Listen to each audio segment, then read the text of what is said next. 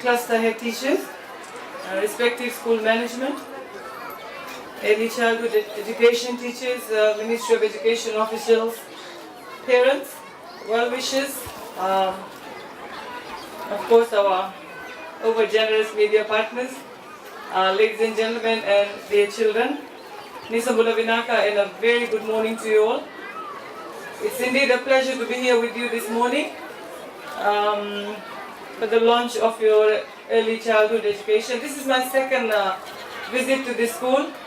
So to the school management, thank you very much for having me here once again. Indeed, a very, very beautiful morning as you look around, and Nandi is always beautiful, if I may say that. And come on, people of Nandi.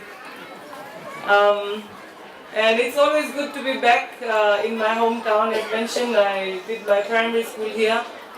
I still have my relatives back in Malamala, but I moved when I was in class 8 and I moved to Ba.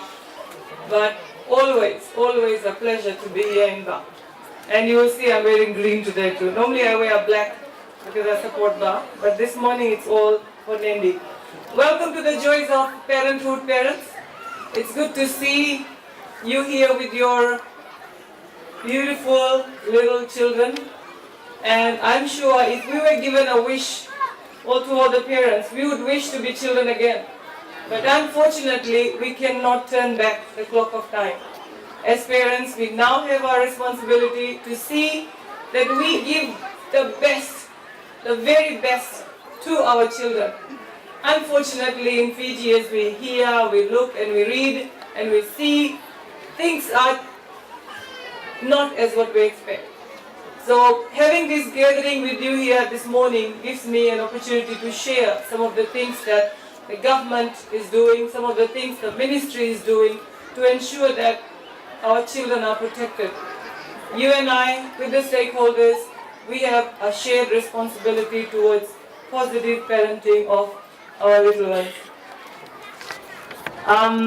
Of course, ladies and gentlemen, a big congratulations to you for organizing such a big event to mark this early childhood week. This morning, as I flipped the local newspaper, I read the statement of the Honorable Minister of Education, and I will try to reiterate some of the things that the Education Ministry is doing to ensure that our children are given the best in terms of quality education. And it also reiterates the sentiments of our Honorable Prime Minister because education remains the cornerstone of this government's policy. And you will see from the budget allocation that the Education Ministry has been given a bulk of the budget. And that shows the commitment that our Fijian government has. And the Prime Minister and the whole of the Fijian government is committed to ensuring that we do not leave any child behind. And we are an equal partner with you in this mission. I'd also like to commend the Ministry of Education for recognizing the importance of children and having this event captured in this year's ministry's calendar. And of course, year after year, this event is captured in their calendar. The 2016 theme on investing in early childhood education, development and care for quality primary is befitting the government's priority. I'm happy to say that our government has already made a commitment to this by investing in the young lives. This year, the budget would have made many ECE teachers happy because of the increase in their salaries. We believe that teachers' welfare is equally paramount when it comes to the commitment we make in terms of our children. And every teacher must reciprocate by providing quality learning for our children. Another of the government's priority, ladies and gentlemen, is inclusive education for children with disabilities, and with this focus, we will ensure that we do not leave any child behind. At this juncture, I'm sure the children are all excited to eagerly participate in the day's activities, but I'd just like to emphasize on a few points that relates to children.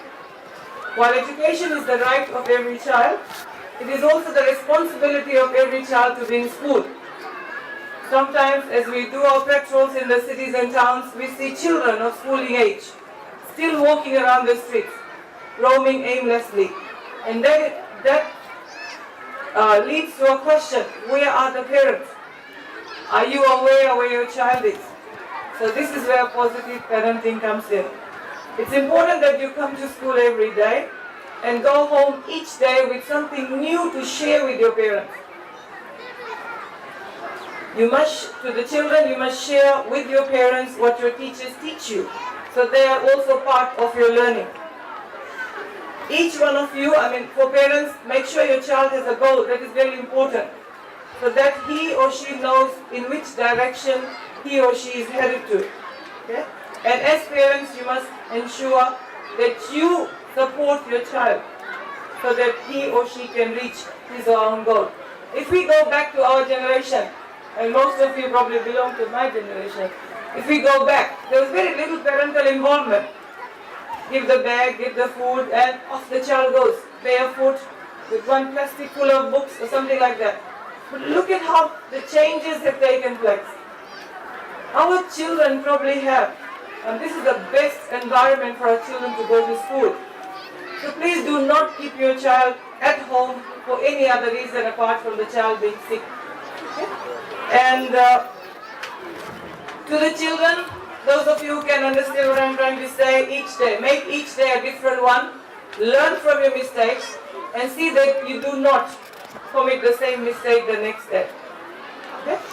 Each one of you has a huge potential to achieve your dreams, and each one of you is important to the future of this nation. To the parents here, may I remind us all of our responsibilities to the young lives before us this morning. Please take interest in what your child is doing and learning at school. And early childhood education is the foundation for the learning. So I encourage all children to be part of this learning system. If we invest our resources as a government, as stakeholders, as parents, as guardians, in terms of resources and time, then of course time will let us reap the benefits of that. I would also like us to remember that as we train our new generation, the children before us this morning, so will the world be in the few years' time, or in the next 10 years' time when they become adults. If you are, as a parent, if you are worried about the child, then you will invest your time in the child as well. As a ministry, we are mandated to care and protect our children. And I want you to know that every day we receive reports of children who are either abused, neglected, verbally, sexually harassed. I'm sure you are well aware of that. So I urge all you parents present here today, please take extra caution when it comes to your child. Be aware where your child is. Who is picking and dropping your child to and from school? What time is your child supposed to reach home? Who does your child spend his spare time with? Playing. Who are the strangers that are in the lives of your children? Who are the relatives that the child is in constant contact with? If your child is behaving abnormally for some reason, if he's scared or if he's just overexcited seeing someone, as a parent, that should get some alarm bells ringing in your mind. Why is my child behaving abnormally? Or why is that my child suddenly lost all the interest in life? These are signs that something is wrong with your child.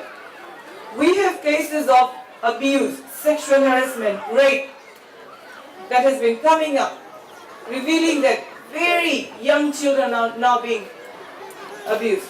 And who's the perpetrator? It doesn't have to be somebody who lives in Suva. It could be somebody who's living in your own home.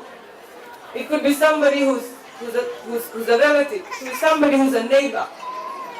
So please be very, very vigilant when it comes to looking after and protecting the interests of your child. As parents, I understand we have other responsibilities. You have to go to work. You have to make sure the bread is put on the table.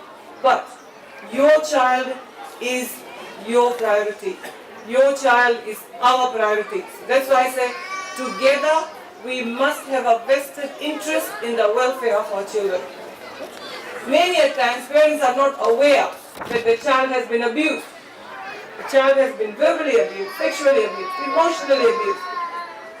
And by the time complaints reach us, it's too late. The child is already emotionally affected. The child may be physically affected. And those scars will remain with the child for life. And as parents, I'm sure it will also haunt us and make us think, why did I let this happen to my child? Why did I let it happen to my child? So I'm sure none of us want anything to happen to our children, especially our children at this particular age. But remember, these children are also not safe. Let me put it straight. That's a fact. Let's not shy away from the fact that we live in a we live in a society where children are protected. It's not the case. Open up your eyes. It's not the case. If you hear reports, if we share what we go through every day, that's shocking. It's shocking. We have domestic violence that tops the agenda, the national agenda. We now have child abuse cases coming up. Rape is flooding our media reports. What's happening? So these are some things we can ponder upon as a community, as stakeholders, but individually, please let's be more vigilant. Our children are not safe, our girls are not safe, our boys are not safe, our women are not safe. What's going wrong? That's the question we need to ask. So many awareness going on. No, we have the best laws in the country. But something is terribly wrong, and I think each one of us can make a difference in our own homes. Let's keep the children safe in our own homes. Let's be aware of what's happening outside their world. Maybe we will save one child from going through that experience. And that is a major concern for us. And the next thing that's coming up now is children probably not communicating with their parents. That's very important. Forget about the little ones. The teenagers full time on what? The phone. The phone is the best friend now. Social media is the best friend now. No longer books. No longer parents. Let's get that back. Right? So we need to develop that trust within our children so that they can talk to us about issues. So we can reduce suicide that's probably coming up now. And we have found out one of the reasons for that is that cultural barrier that exists between a parent and a child. Let's break those barriers and encourage our children to talk to us. And of course, I know you're all excited for that. Building confidence, we've spoken about that. Another thing, let us not have a confrontational approach with our children. You know? Let's not just get hyped up about everything that the child does. We've got to understand, why are the children of this generation behaving differently from us? Our days, if the parents showed us the eye, we would sit down. They did not need to talk. You know? We understood from the eye contact of our parents, we did something wrong. It's no longer that. Yeah? So as parents, if you do need counseling, please let us know. You can meet in your groups, and I can send some ministry officials, counselors down, and see how best we can talk to them. And finally, for the children again, 1325, I'm sure we have our phone line there. And that is part of our government's commitment to the Convention on the Rights of Children, where we have a clause, the rights of a child to be heard. Maybe the child is not comfortable talking to you. We have a toll-free line, 1325. The child can pick up the phone and call and say, okay, this is the issue I have in school. I failed my exams. I'm scared to go home and tell my mom I failed it. Talk to us. We will offer counseling. We have counselors in Hindi, Fijian, and Portugal. There are counselors on the other end, confidential. And so do advise your child that there is a help available if he or she cannot communicate with you. And finally, ladies and gentlemen, remember, every child is gifted. Every child is different.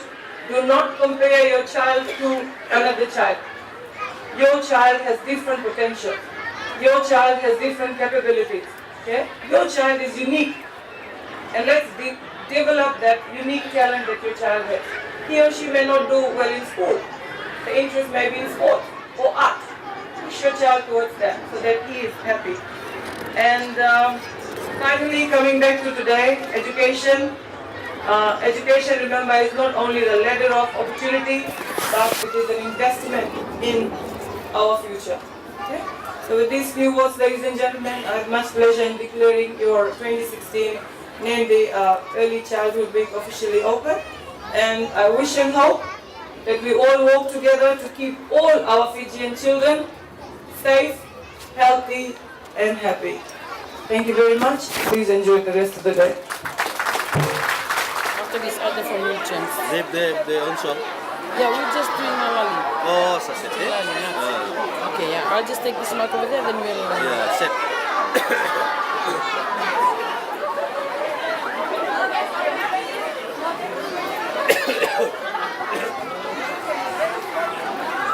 Little chance for ready with your item. The cat with the cake, Wilchens is ready. Formalities are done, eh? Yeah. Just now the items and the speech from Sangeeta Jatan.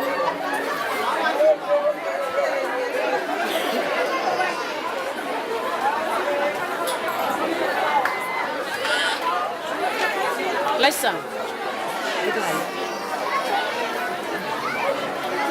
I'll bring them in. Are they catching cake or they're just taking pictures?